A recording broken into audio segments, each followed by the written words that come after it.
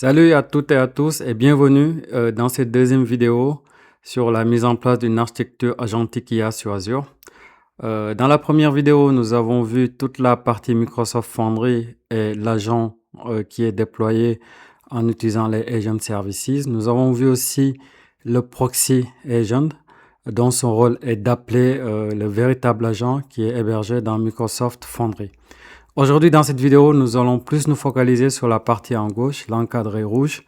Donc, nous allons voir Azure Bot Service. Nous allons voir vraiment quel est son vrai rôle. Parce que dans ma première vidéo, je vous ai dit que c'était juste un passe-plat, mais ça fait un peu plus que ça. Et nous allons voir les différentes étapes pour déployer notre agent, pour la rendre accessible dans Teams et M365 Copilot pour ceux qui auront la licence M365 Copilot. Donc, sans plus tarder, allons sur Azure pour voir la partie Azure Bot Service dans un premier temps. Alors, nous voici dans Azure, dans la ressource Azure Bot Service. Cette ressource, son vrai rôle, typiquement, c'est de faire l'intermédiaire entre les différents canaux de communication qui peuvent être assez divers. Donc, ça va de Microsoft Teams ou les M365 Applications en passant par les canaux email ou Facebook ou WhatsApp, etc. Donc, lui, son rôle va prendre les requêtes qui viennent de ces canaux, de ces sources, si on veut, les convertir en format unique qui va être transmis au bot. Donc, et aussi, il va gérer tout ce qui est authentification. Donc, son rôle n'est pas juste un passe-plat. Donc, il fait toute cette partie plomberie qui est nécessaire parce que chacun de ces canaux de communication, comme vous l'imaginez bien, va avoir son propre format de chat, de discussion, d'autorisation, etc. Donc, le rôle de l'Azure Bot est de nous simplifier typiquement l'intégration avec ces différents canaux. Et ici, vous pouvez voir, vous pouvez activer les canaux selon le besoin. Ici, typiquement, j'ai besoin de Microsoft Teams et de Microsoft 365. Du coup, ces canaux sont activés. Ensuite, on va se mettre dans la partie configuration car nous allons avoir besoin des informations à ce niveau comme la Microsoft Application ID quand nous allons configurer le bot. Donc là, encore une fois, on a notre bot service qui marche bien. Dans la première vidéo, on a bien testé dans le web chat. Maintenant, c'est d'exposer ce bot au sein de Microsoft Teams ou de M365 Copilot. Pour ce faire, on va là où on appelle le développeur portal de Teams pour pouvoir créer cette application. Donc, pourquoi je vous amène ici, c'est pour vous montrer comment on crée le manifeste, comment le générer.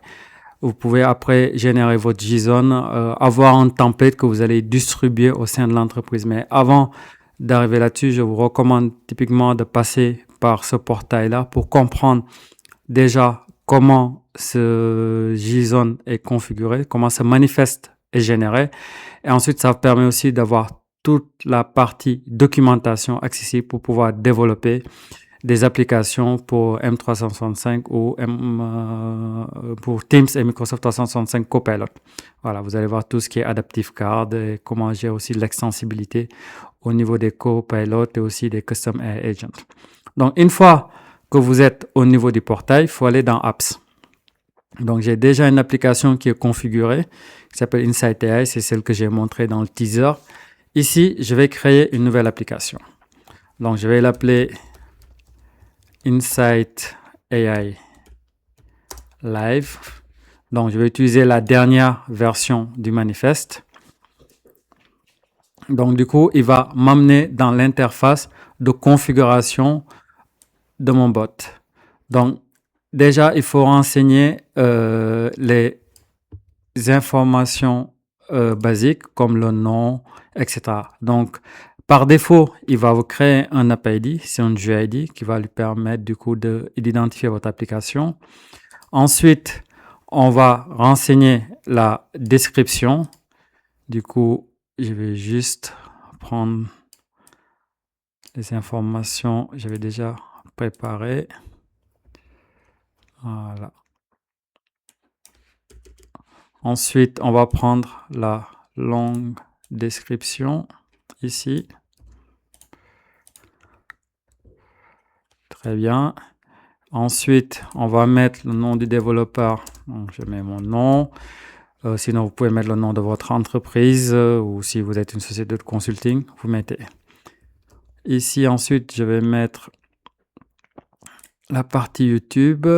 Typiquement, pour tout ce qui est URL, je mets le nom de la chaîne. Donc là, vous mettez tout ce qui est lié à votre politique de confidentialité et aussi toutes les conditions d'utilisation que vous avez. Et ensuite, ici, cette information, l'Application Client ID, c'est ce qui est ici. Donc, le Microsoft App ID. Donc, il faut copier exactement le même pour le renseigner à ce niveau. Donc, typiquement, pour cette partie, on est bon.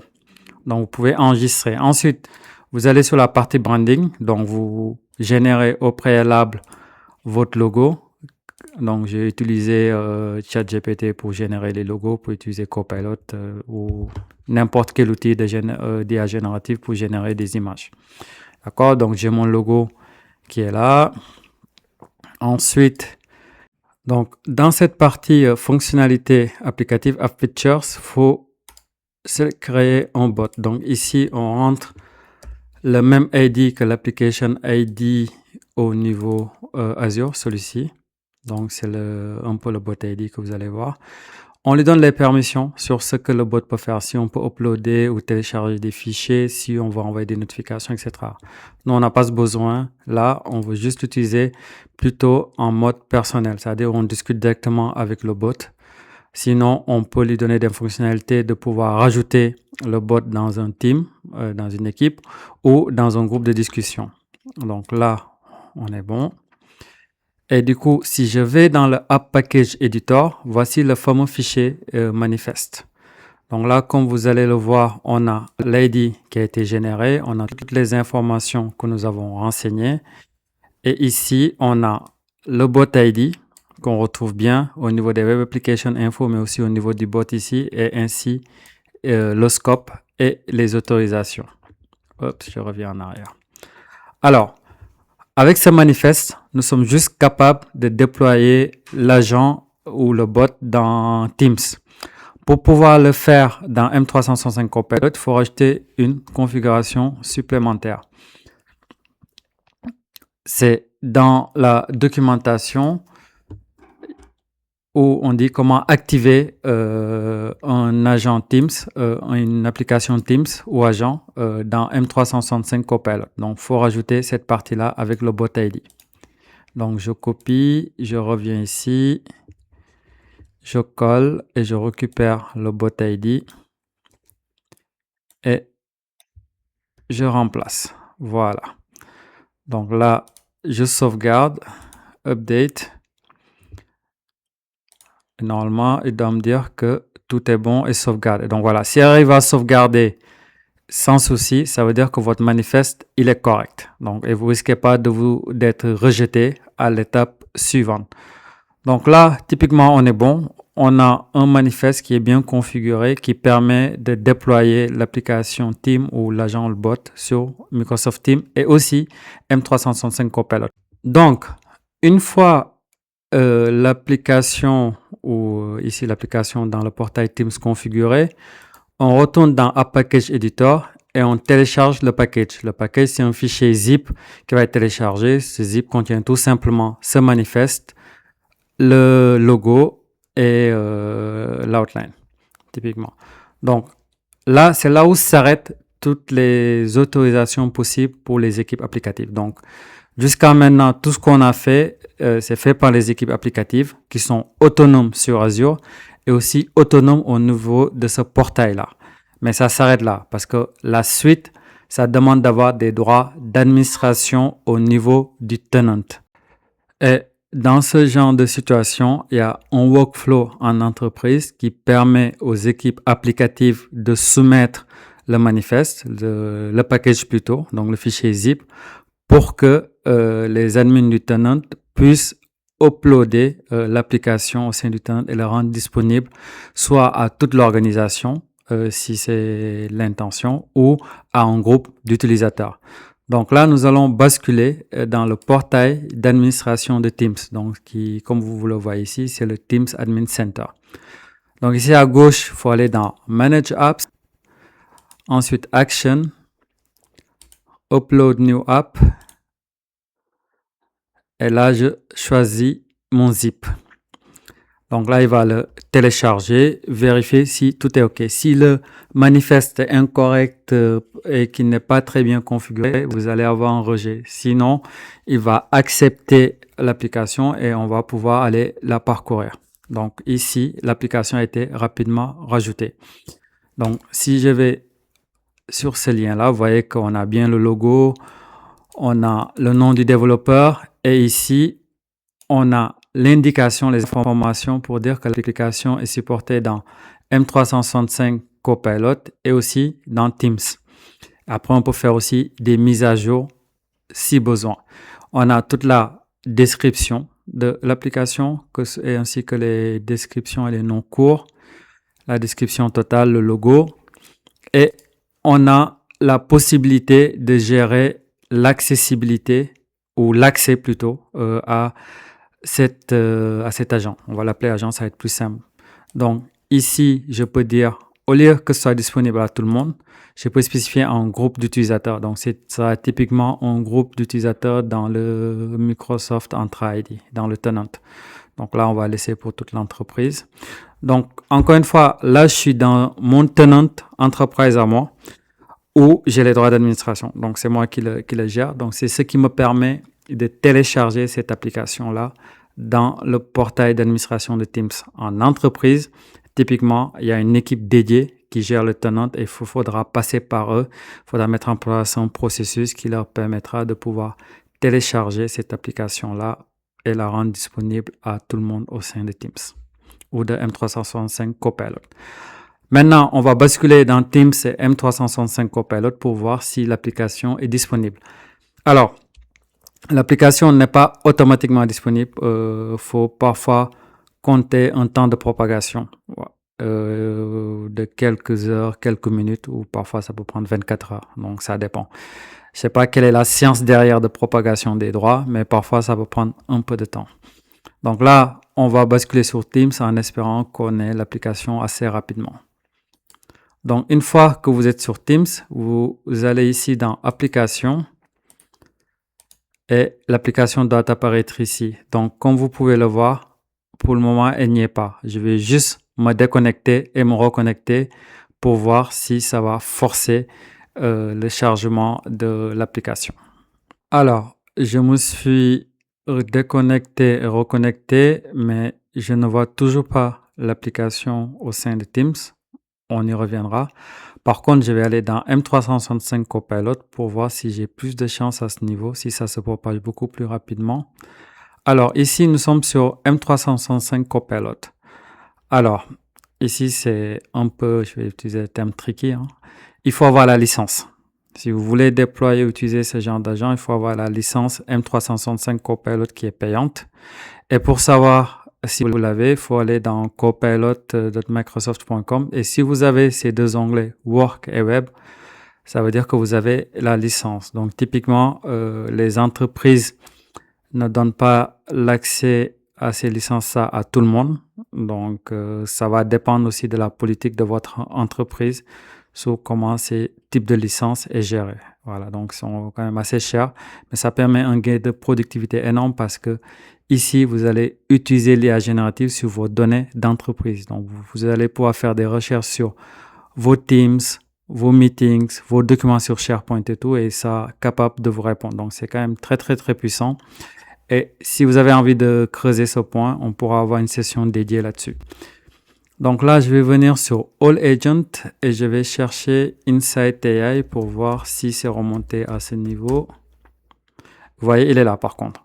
Comme vous voyez ce que je vous disais, Teams c'est un peu plus lent pour que l'application remonte. Ici, sur l'Agent Store dans M365 Copilot, c'est beaucoup plus rapide. Donc là, je vais pouvoir l'ajouter. Vous voyez, c'est la même description et les mêmes fonctionnalités. Donc, une fois que l'agent est rajouté, normalement, il devrait pouvoir switcher. Voilà. Donc là, il m'a dit, on voit les informations. Il me demande comment il peut m'aider. Donc, je peux lui demander visite Sénégal en janvier. Donc là, typiquement, qu'est-ce qu'il va faire? C'est qu'il va aller chercher sur Internet, regrouper les informations et m'afficher ça sous forme d'adaptive card. L'adaptive card, je vous avais montré la dernière fois, c'est une fonctionnalité qui permet d'afficher les données de manière interactive et aussi moderne et plus ergonomique, esthétique. Donc là, il va aller chercher sur le web les informations de visite pour le Sénégal en période de janvier. Normalement, c'est la bonne période pour visiter. Je vais appeler le ministre du Tourisme pour demander ma part. Donc là, le temps que ça tourne, on va juste voir si ça remonte à ce niveau.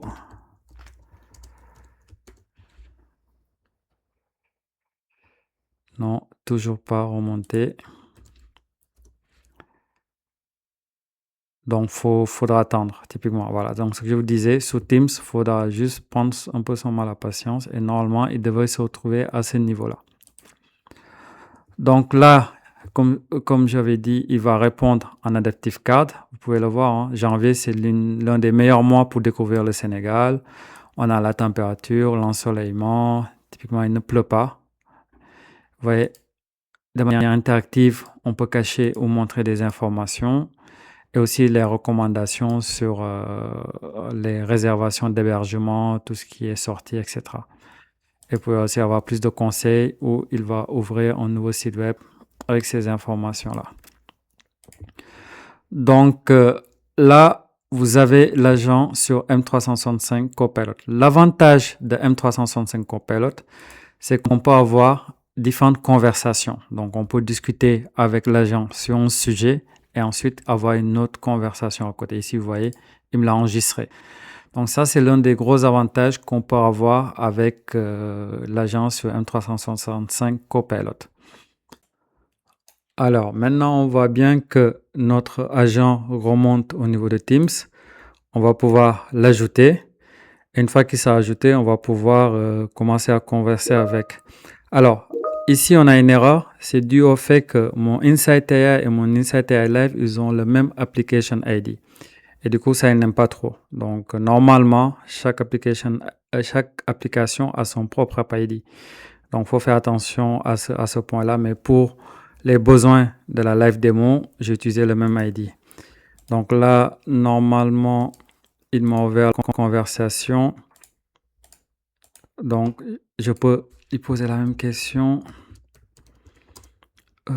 Visite Paris, mai 2026. Et quelque chose qui est important, contrairement à M365 Copilot qui prend l'ID que vous lui avez mis, là, il va prendre le logo et le nom de ce que vous avez mis dans votre Agent Bot Services, c'est-à-dire le display name ainsi que le logo. Alors, ici, il va me répondre avec l'Adaptive Card concernant les informations de visite Paris en mai 2026, de la même manière qu'il a affiché tout à l'heure pour le Sénégal, avec la température et les différentes excursions à faire. Donc, là, du coup, on a exercé notre use case de bout en bout. On a pu d'abord déployer notre agent, déployer le proxy, configurer le bot service et le rendre accessible dans Teams et M365 Copilot. Donc là, on peut dire que notre Hello World, il fonctionne très bien, que notre architecture tient la route et que on est capable d'utiliser tous ces services Azure et aussi ces services Enterprise M365 pour mettre à disposition des utilisateurs les agents dans leur environnement de travail. Une fois que j'ai éprouvé cette partie full public, validé mon architecture, je peux maintenant passer à l'étape suivante qui est maintenant comment architecturer, comment mettre en place cette architecture Enterprise Ready en mettant tous les standards, toute la partie réseau, toutes les protections nécessaires comme l'application Gateway. Donc, ce sera la suite de cette série où on va construire étape par étape cette architecture agentique, mais orientée enterprise, en mettant les différents composants de sécurité et d'accessibilité, où on va privatiser toute cette partie qui ne pourra plus être accessible de manière publique, mais uniquement via ce WAF-là, ou sinon via un bastion qui sera déployé. Donc là, on va entrer un peu plus dans des problématiques de réseau et de sécurité. Donc voilà, donc je vous dis à bientôt pour les prochaines vidéos. Abonnez-vous, partagez autour de vous et aussi n'hésitez pas à faire vos retours s'il y a des sujets qui ont été flous ou si vous voulez approfondir d'autres sujets. Donc n'hésitez pas. Merci.